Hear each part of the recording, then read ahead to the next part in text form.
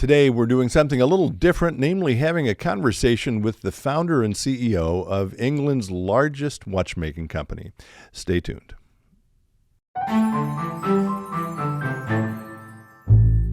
Hello, friends. Pastor Tim Westermeyer here from St. Philip the Deacon in the western suburbs of Minneapolis. Good to be with you as always.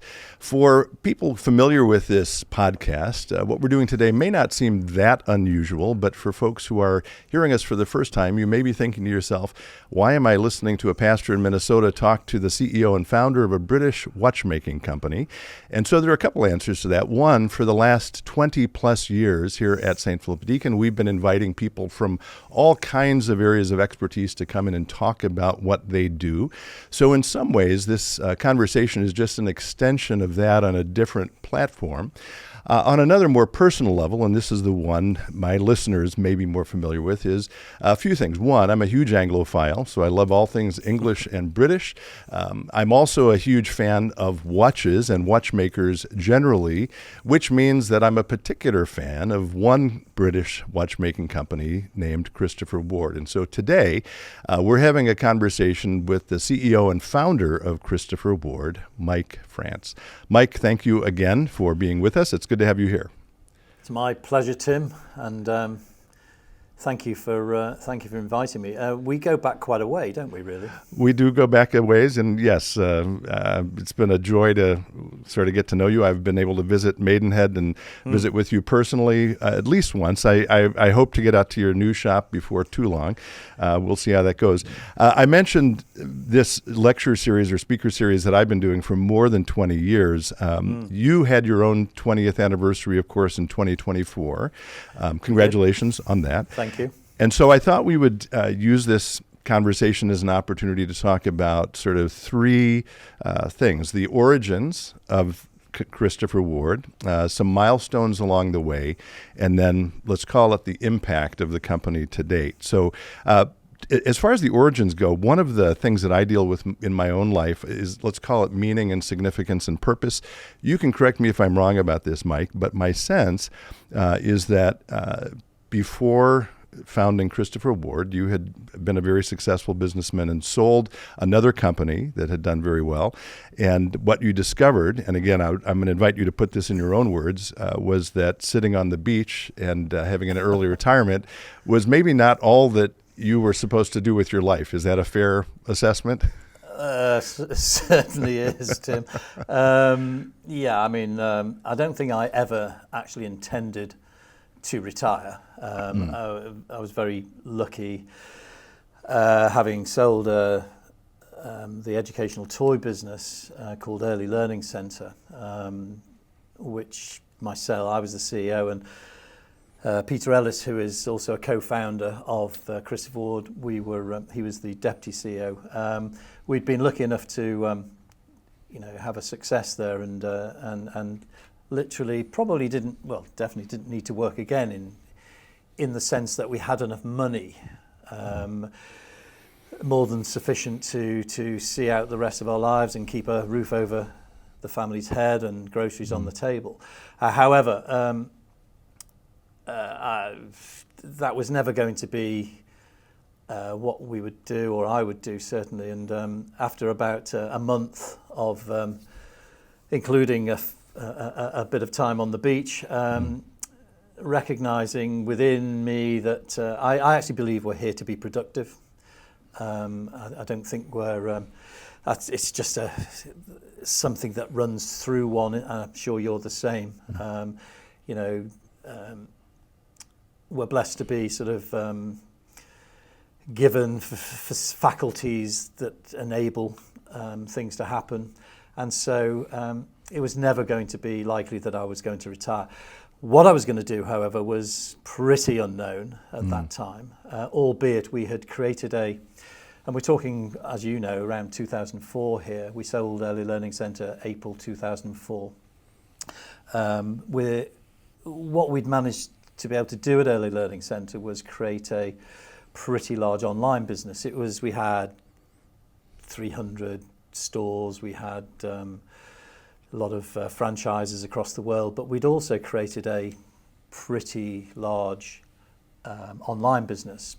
We were an early adopter back in 96, 97. We set up the online part of Early Learning Centre, and we figured that that was likely to be the growth area for the future, even though back in 04, I mean, this is around about the time, I don't think Mr. Zuckerberg had actually set up, he was about to launch Facebook. People thought you weren't going to be able to sell anything much on the internet. Clothes, impossible to sell. And literally when we decided to go into watches and become the first pure online player in luxury watches, which we were at the time, seems ridiculous and incredible now, but that was the case then.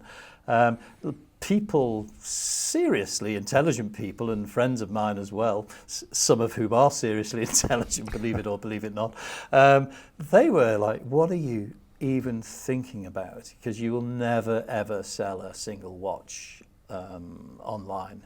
People will want to go and see those watches in the metal, they'll want to try them on their wrist. You can't possibly, you're deluded.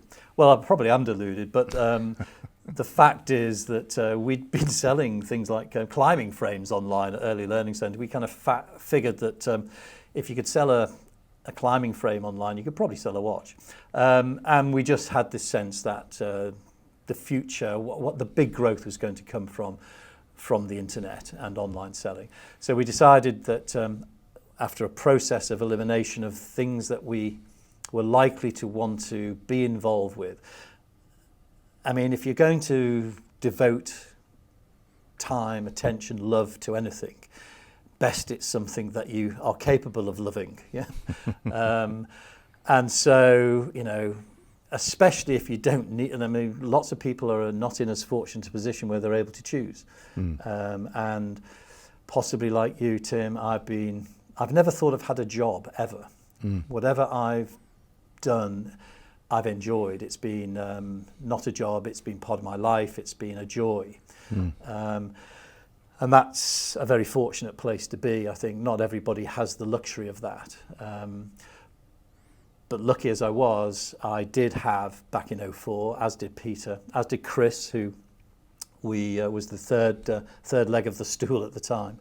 We had the luxury of deciding what we wanted to do. We had no idea whether we'd be successful, but we chose watches because we all had a real interest in watches. Although I wouldn't count myself back in 04 as a serious collector, I was sort of into IWC in a reasonable way, and I had a few old Omegas, but I wasn't. It wasn't something that I was deeply knowledgeable about at all, nor Chris nor Peter. But we had an interest and a liking for watches, and then we worked out that, well, actually, if you're going to be doing something on the internet, and it's a new category on the internet, a pure play luxury watch brand, then, or whatever you're going to do, we wanted it to have global potential. We wanted it to be something that we could sell across the world. We wanted it, therefore, to be movable across the world with relative ease and low cost. So sofas were out. We weren't going to go into sofas, much as we liked lying on sofas. And we didn't want to be busy fools. In other words, we could have gone into, T-shirts, and we could have been churning out hundreds of thousands or millions of T-shirts, so we wanted it to be relatively high value, crossed with what do we like doing, what products do we like, what do we have a feel for, and watches popped up as something that pressed all of those buttons. So we decided on watches, knowing at the time absolutely, literally nothing about the watch industry. But hey, that's part of the fun, isn't it? Yeah. So we set off on this odyssey that has now lasted, as you said earlier, 20 years, and through quite a lot of hard work, some of it from us, a huge amount of luck. We've ended up as the UK's largest watch brand by some considerable distance. We're now, I think, in the top 35 Swiss watch brands in the world, both in value and even higher in volume.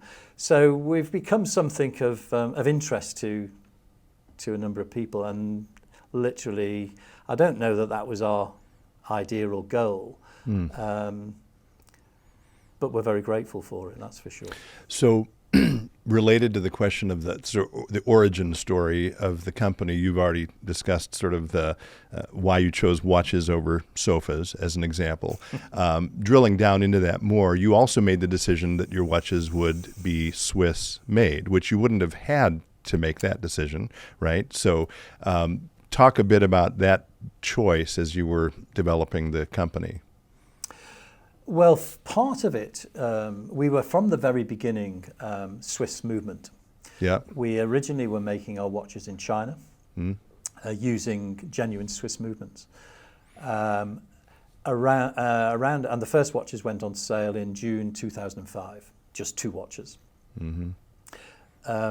Around about 2007, the Swatch Group, who are about a third of the luxury watch industry, they have a number of brands, and they also own a number of component companies, the most important of which is a company called Etta, who you will know very well. Etta essentially supply the movements, the engines for mechanical watches in great number. The Etta 28242, which is a very famous workhorse movement, at that time back in 2007 was being provided by the Swatch Group to virtually every watch brand you and I could name. We found this an incredible situation in actual fact, but this had been the situation that had been in existence for a long time in Switzerland. In 2007, old man Hayek, who was the owner and chairman and chief exec of the Swatch Group, in his wisdom, let's call it that, he decided that was no longer going to be the case, and that firstly he was going to stop supplying any Swiss-made movements to China. Secondly, he was going to ultimately, within 2 or 3 years, stop supplying any of his movements to anybody. It's a slightly different story. The first part of it was we would no longer be able to get access to these really high quality Swiss movements. So we had a choice. Do we look at changing our movement supplier and going to Miyota, for instance, in Japan, or anywhere else, or even Chinese movements? But we decided not to do that. We thought that the stamp of quality that Swiss had on the watch industry at the time was significant enough as a cut-through for people to know that this is a good quality product, that we wanted to remain having Swiss movements, which meant we had to move out of China into Switzerland. So we literally booked some flights to Switzerland, hired a car, and started touring around Switzerland, knocking on factory doors, trying to find somebody who would work with this tiny little British upstart brand who thought it was going to take on the might of the Swiss watch industry. And we were fortunate enough to find somebody who was either probably desperate enough to take us under their wing. He had access to Etta movements, so our manufacturing base moved from China to Switzerland. Ultimately, we discovered that his quality wasn't, and his quality aspirations weren't quite our aspirations, so we moved away from our first supplier into a second supplier, and then literally had the good fortune, which again, a piece of luck, we ended up bumping into Jörg, who had a company called Synergies Horlogères, who really got what we were trying to do, who similarly to us had a frustration with some of the idiosyncrasies of the Swiss watch industry approach, thought that we had something new and fresh to bring to the party. And so we decided we would effectively give our business to his company And that was a key moment. That was in '08, early '09. And that was one of the key moments for the Christopher Ward business and brand, really. Mm-hmm. So, and that connection to Jörg is no doubt one of the milestones. We'll get to those in a second. Before we get to those milestones, though, you've just spoken about the movements, the sort of engine of the watch being Swiss, and yet Christopher Ward is also an English or company, right, with a particular design aesthetic, right? So can you talk a bit before we get to the sort of milestones of the growth of Christopher Ward to what that means to you, what the British or English aesthetic design-wise coupled with the Swiss movements brings? Of course.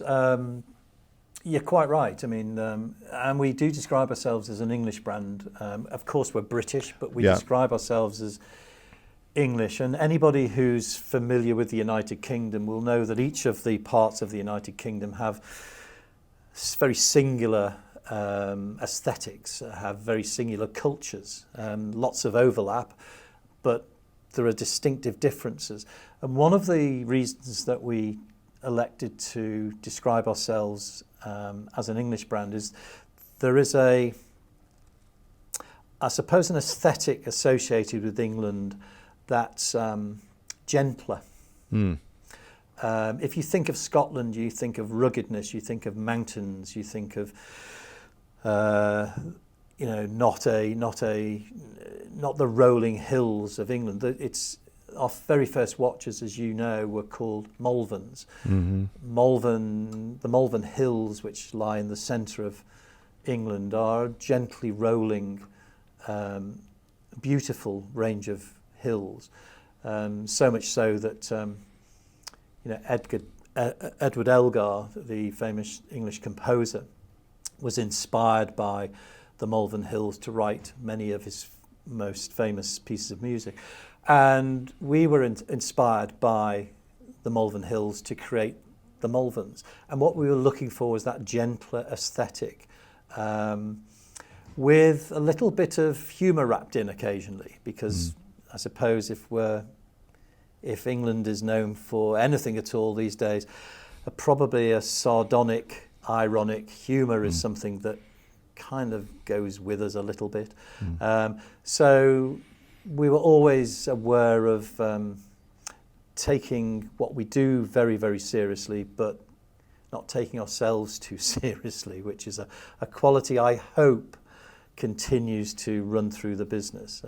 We take the business of watchmaking incredibly seriously, but I think, and I have to say, unlike some other parts of the watch industry itself, which is a very serious business in every single way, there ain't much humour there sometimes, And so this is a very English mix. We're the people, England is the people that gave you the Aston Martin and the Sex Pistols. There's a sort of a real dichotomy going on. And we wanted to reflect that in the way we behaved, but also in the way we designed. If that's clear at all. I love it.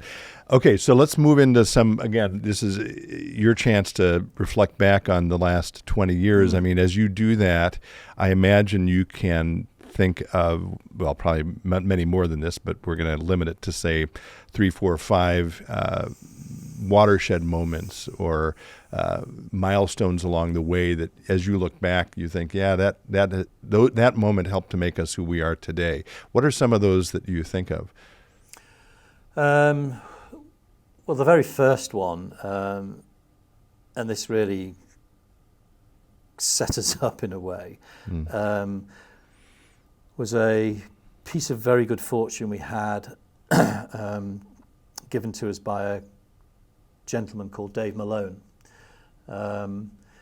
We'd taken some very early days, first few months of our trading life, we'd taken some advertising out in the Independent newspaper in the UK, where we described the watches we were selling, and somebody who knew about watches in the UK saw the ad, but his very good friend turned out to be a lecturer at the time. He's now a professor, but a lecturer at the time in the University of Tasmania, a chap called Dave Malone. And Dave was, we had no idea who Dave Malone was, but Dave was at the time, was one of the key guys on timezone.com, which back in 2005 was the world's biggest forum for watches. There are many more of these now, but back to social media wasn't quite the thing back in 2005 that it is today. And this guy decided to cut out the ad, sent it to Dave to say, look, these guys are shysters. These guys are conning people. They can't possibly produce this quality of watch at this selling price. I'm going to buy, can you get one, Dave? And can you post and expose these guys on timezone.com? So Dave Malone ordered a C5 Malvern automatic from us, and we unknowingly shipped it to Tasmania, obviously thinking we were beginning to cut through if people in Tasmania were aware of us. And to our eternal credit and benefit, and to his eternal credit, I should say, Dave, when he saw the watch and he was experienced enough and knowledgeable enough to take the back off, there are markings on Swiss-made movements that indicate they are genuine Swiss-made movements. And he realised that this was a genuine ETA 28242. And instead of exposing us, he wrote them an incredible eulogising piece. It's this long. Essentially, the headline, if I remember it correctly, was, "I have discovered the best value mechanical watch the world has ever known." And what that led to was, because he was an important, respected guy on Time Zone, people assumed that what he was telling them was correct. And so they started buying. I mean, we're not talking thousands of people, but we're talking suddenly we're sending watches all over the world. I assumed we were marketing geniuses. However, that was not the case. And it wasn't until the January of 2006 when a second chap, a Dutch guy called Hans van Hoogstraten, called us to say, would you mind if I set up a forum on your behalf devoted to Chris Ford? And we went, well, why would you want to do that? He said, well, you must know about what's been going on timezone.com.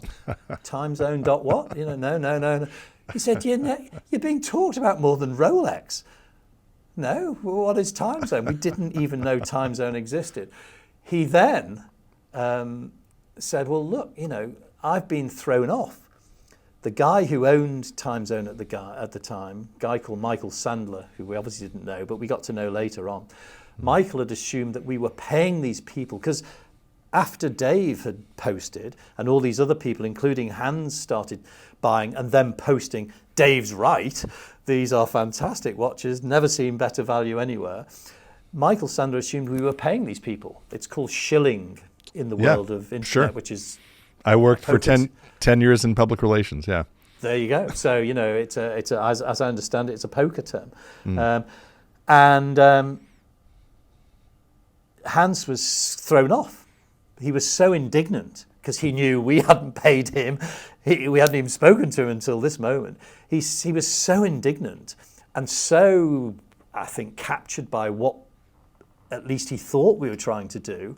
He decided to, I'm going to promote these guys. So he was in IT. He had his own IT business. And we said, well, yeah, okay. Do you really want it? Yeah. He said, I'll pay for it. You don't pay me anything. I'm going to run it. It'll be on my servers. You don't have to do anything. And we said, well, okay. The only stipulation we have is that we have no editorial input, that people can post what the hell they like, good, bad, indifferent. It has to be straightforward, honest, transparent. Fine, he said. Today, that forum has thousands and thousands of members. It's one of the places people still go to learn the good, the bad, and the ugly about Christopher Ward.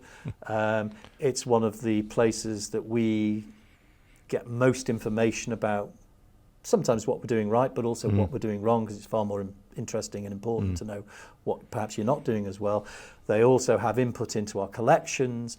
It's the most amazing receptacle, and it's all started from Dave Malone's post. So that was a pretty significant moment for us. Okay. And it led us to understand about this subterranean world that even back in 04, 05, 06 was beginning to develop amongst watch fans. So we talked a little before we started recording about the Bel Canto, which of course comes much later. But maybe are there one or two other inflection points before that come to mind? Oh yeah, I mean we've talked about bumping into Jörg, so that was pretty important, and that led to, in 2014, a really significant moment for us when we merged the businesses. So we became this vertical watch brand. People will, or maybe they don't know, but Rolex is a vertical watch brand. There aren't that many. Yeah. But we now really had the opportunity of putting the customer directly in touch with the watchmaker within one brand. At the same time, we'd been working with Jörg on our own movement for 4 years by this point, with his master watchmaker at the time, a genuine genius in my view, a guy called Johannes Jahnke, a very young, he was 27, 28 at the time, East German watchmaker. Often, in my experience, East Germany produces some of the finest engineers and finest watchmakers, largely I think because they didn't have the benefits that the West had whilst they were controlled from the Soviet Union. So they had cars that broke down all the time, so if they wanted to be able to drive to work, they had to fix their own cars. If they had clocks in the house, they had to repair clocks, etc. So if the washing machine broke, they had to repair it themselves, because there weren't the opportunities and the service industries that we had become so accustomed to in the West. And so Johannes had become interested. He obviously had an aptitude, but had a great interest, and he repaired his home's clocks, which led him into watches, which led him into working with some of the most famous watch brand, Langenson. He was their master watchmaker for a while at 25, 26. Anyway, Jörg managed to get him into Chris Ward, or Synergy at the time. And he came because he bought into the fact that Chris Ford was trying to do something that the brands he'd worked for previously weren't trying to do, i.e. make wonderful watches accessible to as many people as possible, without compromising on quality, but using the business model we had developed, which is a low-cost direct-to-consumer business model, to give those savings back to the consumer in the selling price of the product, thereby giving access to what you and I know is this wonderful visceral experience of owning and wearing a mechanical watch to as many people as possible. And he bought into that. He said to me, I remember very early on when I met him, that what he wanted to do was walk down the aisle of a plane and see some of his work on people's wrists. And working for Langenson, you'd have to be walking down the centre of their safes. Because mostly they're kept in safes. So that was he was a critical part of creating what's now known as Calibre SH21, which is our own movement. And we launched that on July the 2nd, 2014, at the same time as we announced the merger with Synergy. And as I say, we'd worked on that movement for 4 years. Its genesis was back to old man Hayek, who determined he didn't want anybody to outside of his own company to utilize his movements in the future, which spawned a huge number of innovations from people like us, but bigger people than us, people like Breitling, Tudor. They all started thinking about, well, if we can't rely on the Swatch Group, we'll have to create our own movements. So the unintended consequence that Mr. Hayek created for himself was he created ultimately huge competition, which he hadn't intended to do. He'd hoped that he would destroy large chunks of the watch industry, but it created huge competition, and ultimately the competition authorities didn't allow him to make that decision. So it backfired on him in a big way. But in the meanwhile, we were able to create our own movement. Now, for a company of our size at the time, and still even today, and we're about to, in the next few months, announce a new movement, which is probably new news. It is. But this was unheard of. Well, it was the first. I mean, I know it's Swiss made, but it was the first English movement made in how many years was it? 50. When we launched it, 50 years. Yeah, 50 years. So a big deal. Yeah, it was such a big deal that they then, and this is a wonderful little anecdote of the Swiss watch industry in some ways, and our position in it, and what is. Before Jörg can't keep a secret, bless him. Basel World 2014, March, 3 months before we launched the movement. He's walking around Basel World with me and Peter, and in his pocket he's got an SH21. Walking towards us is the then CEO of Breitling, slightly bigger brand than us. marginal. Yes. He knows him. Breitling were head officed in Grenken at the time. Jörg's from Grenken. Everybody in Switzerland knows everybody else in the watch industry anyway. Chat. Conspiratorially, come and have a look at this. Jörg has to show him SH21. And it wasn't just any old movement. This is a twin-barreled, COSC certified, wonderful 5-day power reserve movement. He's explaining this to this guy who's like, what the hell? This is your move. And what he actually said to us was, or to Jörg, who was showing it to him, was, what gives you the license to do that? And for me, that was one of the key moments because it said, well, the answer is we do. And that kind of, I suppose, arrogance or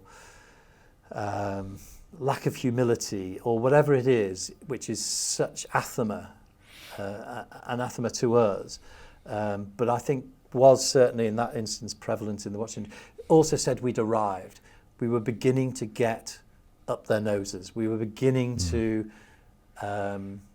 be recognised, and it had a huge impact on how we were perceived. It didn't necessarily mean the sales went through the roof immediately as a result, but the perception within the industry of Chris Ward changed almost overnight once we launched SH21. So that would be one of the key moments.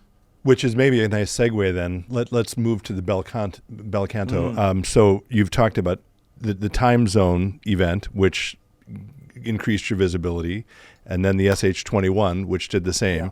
Bel Canto certainly did that. I was at Wind Up in 2022, and you were walking around with that in your pocket, showing it to a few people. I can't keep a secret either. I felt very fortunate to see it. But again, you can correct me if I'm wrong. From an outsider, I mean, someone who's a fan of the company, that watch was transformational. Oh, absolutely. I mean, for those in your audience who don't know about watches or us at all, and why would they? The Bel Canto, which is Italian for beautiful singing, the name is apt because this is a watch that chimes on the hour every hour. And as you know, Tim, that's not an easy thing to achieve anyway, and it's quite a rare complication. But the way the team executed it made it a very beautiful watch as well, because we showed all of the important aspects of that watch above the dial, above the platine, as we call it in watchmaking, so that the key mechanisms that created the chime were visible as they worked, and the chime in the tone of D was important to us as well. We launched 300 as a limited edition. We had a backup 300 limited edition in a different colour, which we hadn't intended to launch until probably the April or the following May. The 300 went on sale. We knew we had a decent watch. I mean, and reactions from people like yourself. This before we launched it, when you saw it at Warner Brown at Wind Up. We knew from the reactions of people like you and others that this was going to be a good watch, and we loved it. But you never know. You never know how people are going to. Well, those 300 sold out in 6 hours. Wow, that was unexpected. So we pulled forward the second 300 from the following May to the Friday after the Wednesday launch of the first one, and that sold out in 2 hours. And in addition to that, we had thousands of people who tried to buy it who were frustrated because now it's gone. So we decided, okay, let's see if we can do something that's never been done in the watch industry before, which is produce something of this complexity at around about 5,000 units per annum. That had never been done. So we had to recreate a supply chain. Right. Which had its own issues and frustrations. We had to find new suppliers. We ended up buying into a CNC machinist supplier, state-of-the-art CNC machining. We had to build up a polishing company because a lot of the componentry is hand polished, highly skilled. Takes hours. Each watch had about 6 to 8 hours just of hand polishing in it. There aren't that many hand polishers of that skill set in Switzerland, so we had to find them, train them up. It was a huge undertaking, but people still wanted Bel Canto, and the response, most importantly from the customers, was quite astonishing and still is astonishing. We're now into the third iteration, if you take account of the 4 colours we launched as a result of that supply chain improvement. But I suppose the most surprising consequence of us launching it was the way in which the industry itself embraced the watch. And people who had never really looked at Chris Ford before were now looking at us in a different light. You know, some big figures in the industry were saying this changes everything, not just for Chris Ford, but for the industry. It forces, in their view, it forced many other brands to rethink their value propositions. We're not supposed to be able to do this sort of thing at our level and deliver it at the price, but that's, I think a hope is just a natural consequence of where we started, you know, trying to put wonderful watches on the wrists of as many people as possible. So it created a huge stir and put us on the list of many collectors who probably had never even thought about Chris Ford before. And it also had the impact of raising the water level of the whole brand. So it wasn't just that watch that worked. We have many other fine watches, even if I say so myself. And many of those watches had an uplift because people were looking at us in a different way.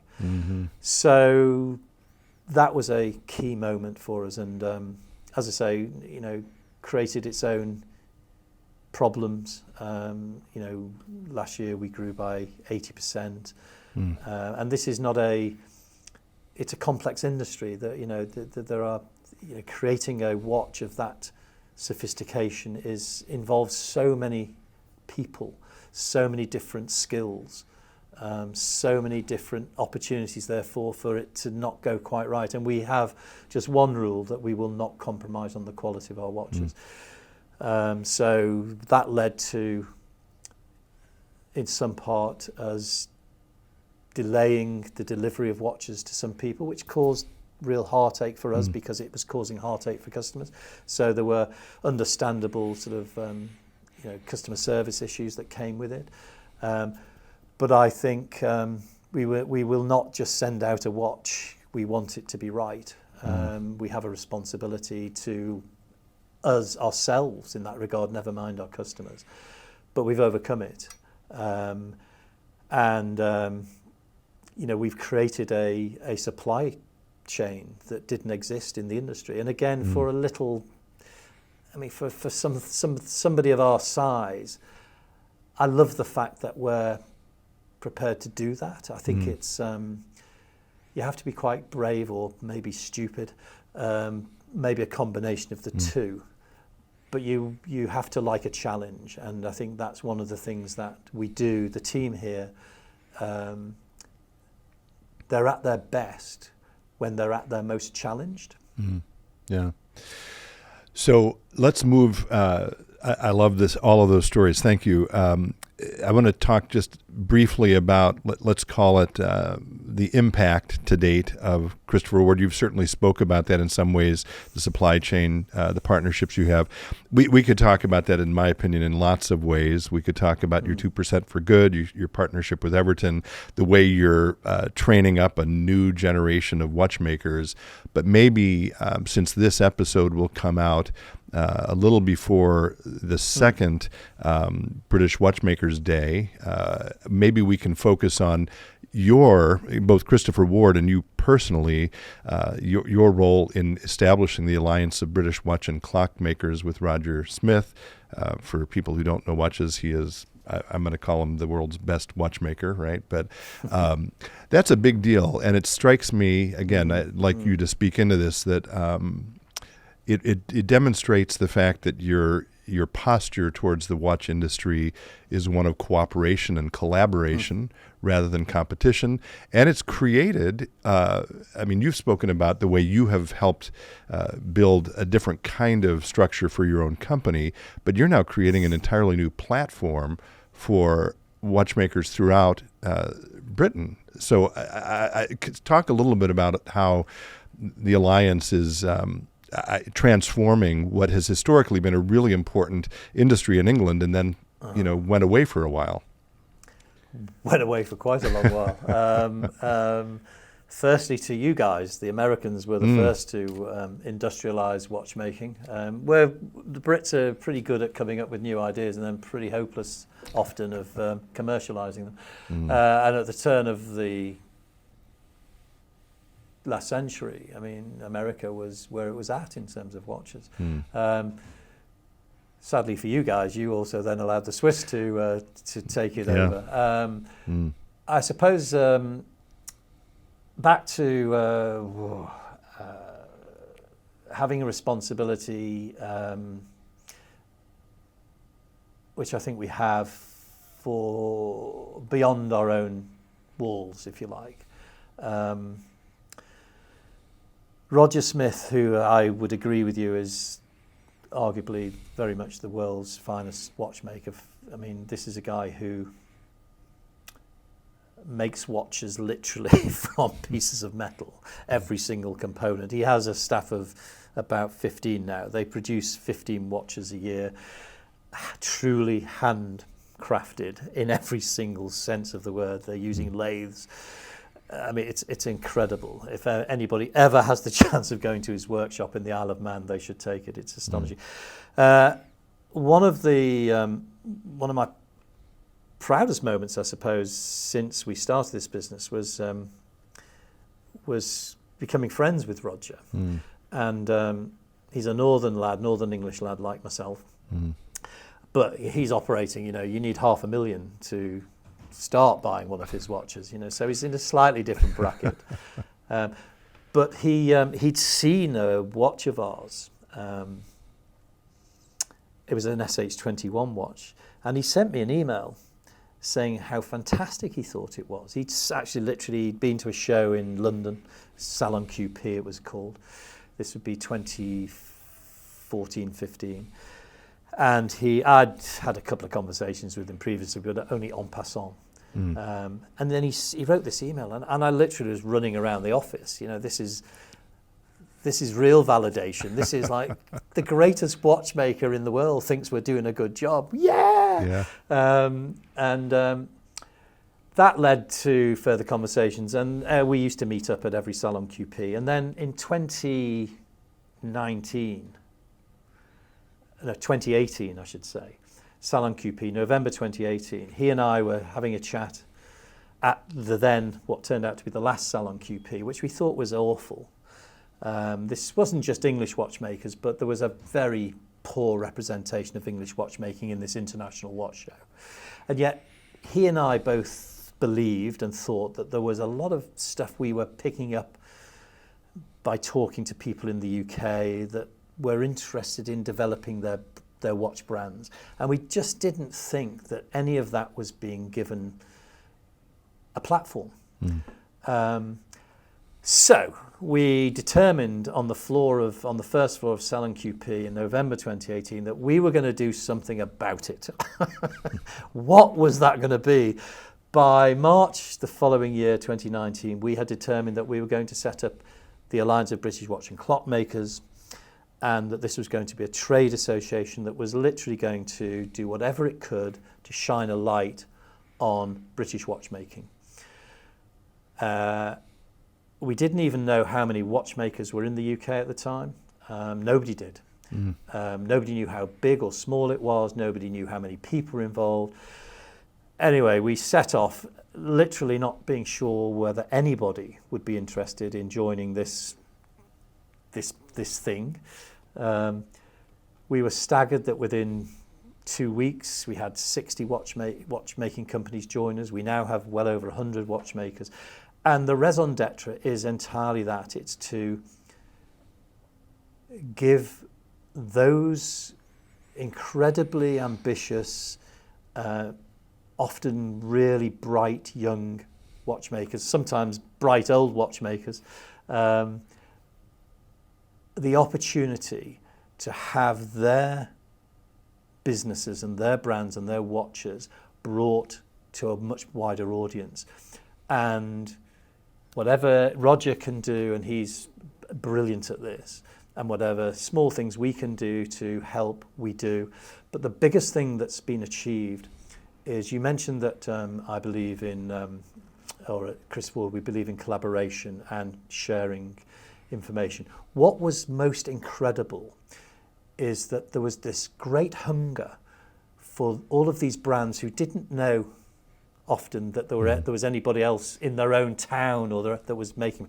Suddenly there was a place that they could share information and what was incredible to find was how openly that was being given and how welcome that was being received. And so you suddenly had this dialogue going on between disparate, sometimes completely opposite end of the market brands, but all of whom had this connection because they were British.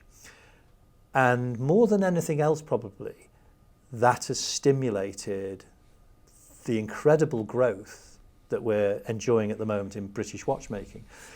The physical, I mean, we launched it in COVID, which, had its, as we all know, had its own limitations. So we were kind of restricted to online communication for a while. Last year, we launched the first British Watchmakers Day at Lindley Hall in Westminster, London. And again, 48 brands turned up, took space. About 15 of us produced limited editions just for the day. But wow, what a day. It was, honestly, Tim, and I've been to many a watch show, as you know, and I know you have. I've never experienced anything like it. The joie de vivre, the excitement. There were people queuing around the block to get in. It was just incredible. And in a way, that again has given another lift to the industry. So, the aim is we want it to be a $1 billion industry within, 3 to 4 to 5 years. It's on a trajectory that can get us there. But moreover, I think it's just bringing a lot of joy into people's lives, whether they're makers or they're customers. And people are now collecting British watch brands. Right. So there's a subset of collecting going on, which is devoted to British watch brand. And then education, we're very close to launching. We're some educational. What we're trying to do is make watchmaking in Britain a place where the best and the brightest want to come. So if you're going to grow, you're going to do it through people. You're going to do it through high quality people. If people don't know there's an industry, and the British government, by the way, didn't know there was an industry at the time, then how are we going to attract the best and the brightest? So there are educational programs going on, there's PR programs going on. We're about to launch a really clever and well-designed careers hub for watchmakers and watch brands in the UK. It's so good that the French and I think ultimately the American watch industry we might white label it to them, because it's a brilliant sort of piece of software that we've developed. So there's quite a lot of initiatives going on, but it's really whilst Roger and I set it up, the force is with the people themselves, the watchmakers themselves. They've picked this up, run with it, and they've made it the sum of the parts is huge now, and it's exciting. This is not, despite what people may think, it's not a sponsored video. However, if people, and I am a proud member, I'm not a manufacturer, but I'm a member from, 2022 is when I joined, so member number 494. If people want to support all of the wonderful initiatives you just talked about, and I know the show is sold out, but if people even here in the States want to support it, where would they go to support the Alliance? Go to the website, britishwatchmakers.com. Okay. And so you can sign up there. It's a relatively small amount of money in pounds sterling. It's around £50. Actually, the benefits include free magazines, etc. Actually outweigh the cost. But also it gives access to tickets for things like British Watchmakers Day, but also first access to special limited editions. We, in collaboration with Fears, another British watch brand, last year brought out the Alliance 001. We'll launch this Alliance 002 in collaboration, Chris Ward in collaboration with another watch brand this year.